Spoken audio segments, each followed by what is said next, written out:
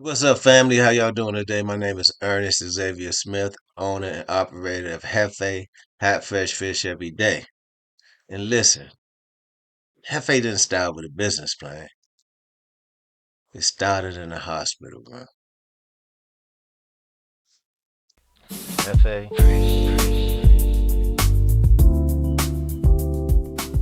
Okay, folks, so the story starts out like I was working two jobs at the time. I was driving for Uber and I was working for Amazon. And between one of those two, I got sick.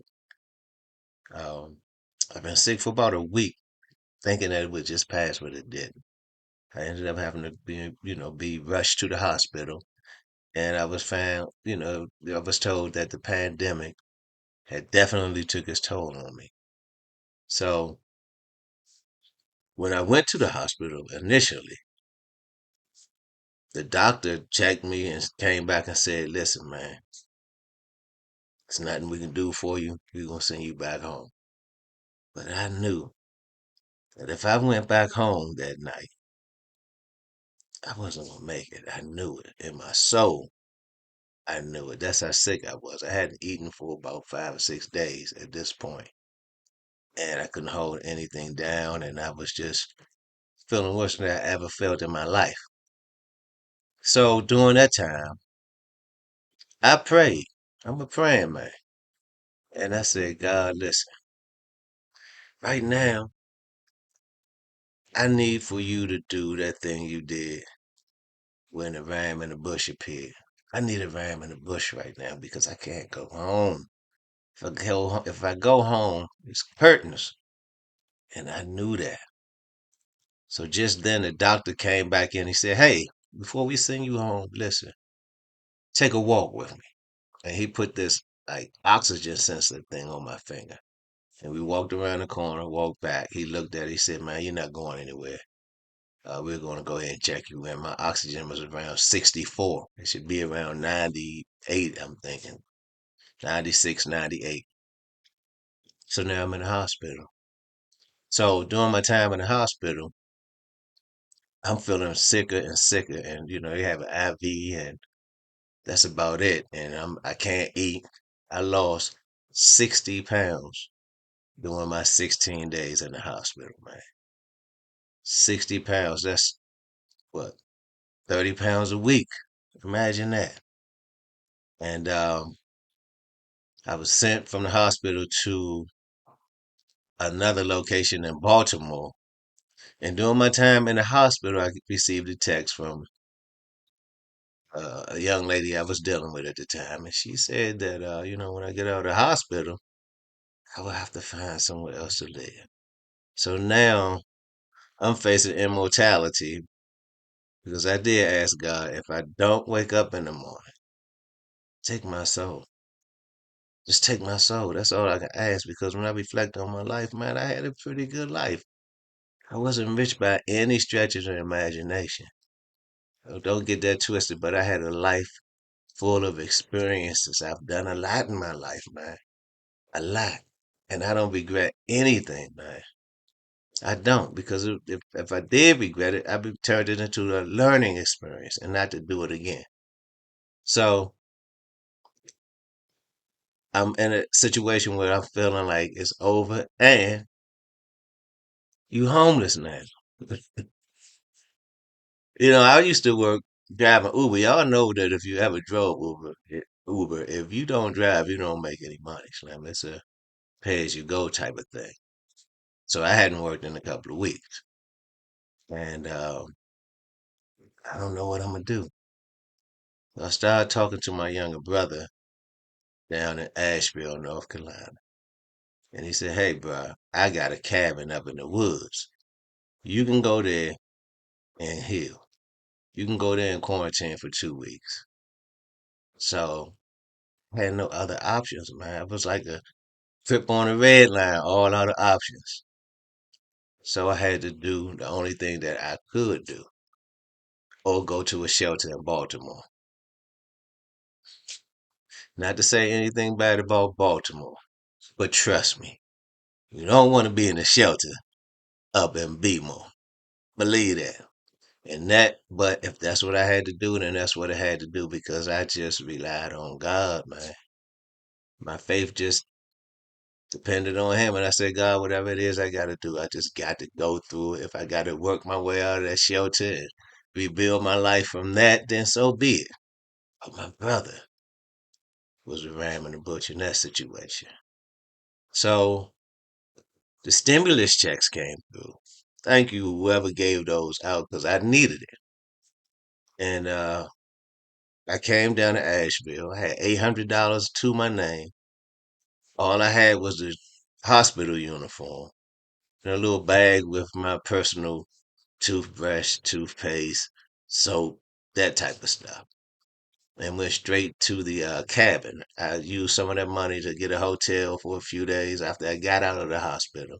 And then I had to rent a truck or a vehicle to come down to Asheville. So my brother took me up to this cabin in the mountains now, in the woods in the mountains. I'm a city boy. I wasn't used to it. I mean, I slept all day because I was up all night. I mean, he had a balcony or a deck that went around outside of the cabin, and like 2 or 3 o'clock in the morning, you're hearing glue glue glue glue on the deck, and man, I'm too scared to look out the window. I don't even want to see what's out there. It was huge, whatever it was. And my last night there, I encountered a bear trying to get into the house. So that was a scary time. It really was. So once I got out of there, finally got an apartment, got a job, and I'm still not fulfilled because I have been a chef for like close to 30 years. That was my profession, amongst other things that I did throughout life and time. But I love cooking. I just like to make people happy when they eat my food. So, it's like during my time, during my life, I had an entrepreneurial spirit. I used to go door to door selling things that I found in my grandmother's attic. She had cases of stuff, so we would go door to door as kids, and that's how I made my money. So I always been a hustler and always knew how to make money. My mother had 4 kids, and she couldn't afford to, you know, spend money like that on like the good stuff that you wanted. You didn't get she got what she could afford to get.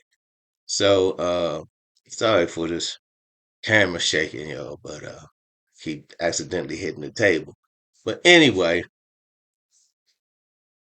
I'm asking God, what am I supposed to do?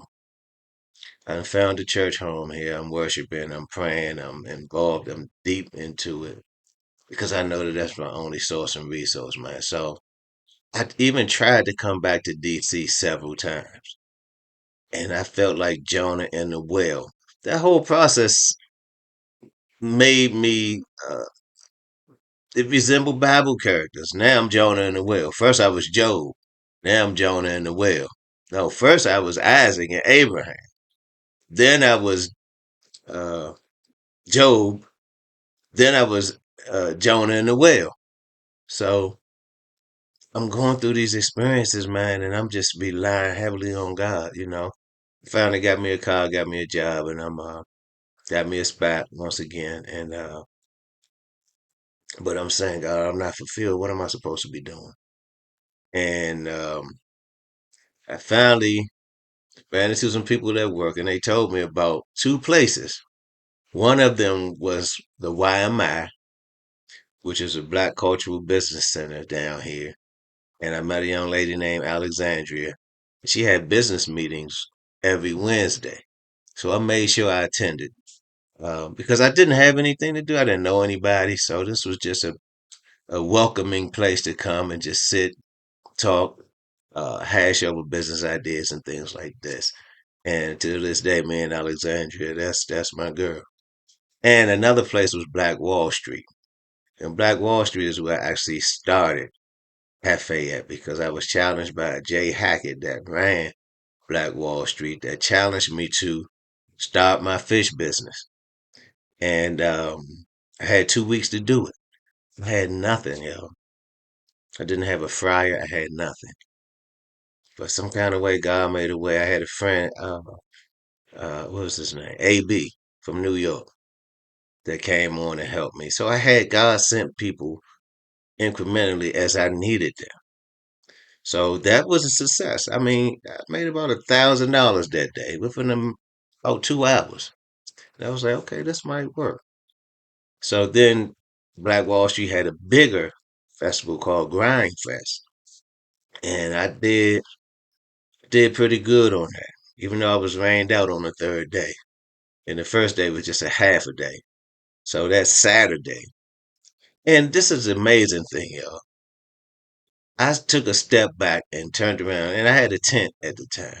And I looked at that tent. It was six people under that tent helping me and working with me, man. And I was like, God, thank you, because I don't know how it happened. I had a string of fryers back there. I had a cook cooking the fryers. I had a cashier.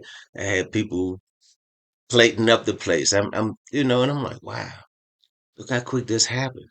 Finished about a month. And let me reiterate, I had no money. And I'm saying, God, how did this happen?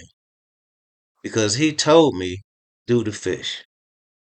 But I don't want you to let the money go to your head because you're going to make some money. I want you to be a fisher of men and give your testimony and tell them who I am. And you be a blessing to them, and I'll be a blessing to you. And I'm not just doing it for the money, man. I'm not. Because I know, like, my story and the pain I've went through, that's just one story, y'all. Trust me. I've been through it all out here. And I'm just so grateful to give back. And the only thing I really want to hear is, well done, my son, at the end of the day. Well done. So that's basically how I got started. I'll go into more details as the story will unfold as the story unfolds. And because there's a lot of things, and another reason why I'm doing this is because in the last 3 years when I was doing this, been through so many harrowing adventures, man. Y'all just don't know. I wish I would have had a video crew, man, following me around. I have a partner named Ramona.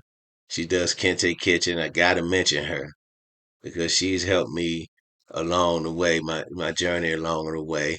Black Wall Street recommended her to come work with me because she's been in the business for a while. I appreciate you, Ramona. Thank you for all you've done. And this is the beginning of the journey, y'all. So y'all stay tuned and tune in next week. I'm gonna promise y'all, I'm gonna make a post every week. I'm gonna say Wednesday of every week. So it'll be a midweek thing. So I'll see y'all then. FA.